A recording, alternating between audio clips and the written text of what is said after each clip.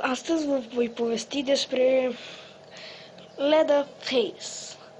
El este un canibal. Da, un canibal.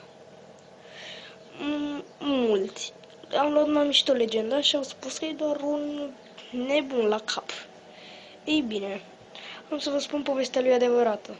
El a fost un canibal care a dat în spitalul de nebuni. Și el atacă numai cu drujba. Fața lui poartă o mască. Să nu care cumva să te gândești că el arată cam așa, fiindcă eu te-aș contrazice, spunându-ți că înfățișarea lui adevărată este aceasta. Da, aceasta. În fine, Leatherface este un mare criminal și cred că fără mască ar arăta cam așa. Ceva de genul ăsta.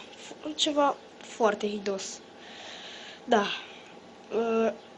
Ce mai am eu de spus este că unii regizori i-au luat la mișto legenda și au făcut filme cum ar fi Masacrul din Texas în legătură cu el.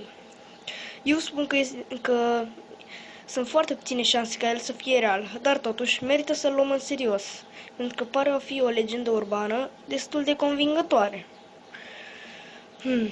Din fericire pentru toți oamenii, pare o legendă urbană care nu e realistică, ceea ce înseamnă că nu a existat și nu va exista niciodată. Mulțumesc că mi-ați urmărit videoclipul, o zi bună!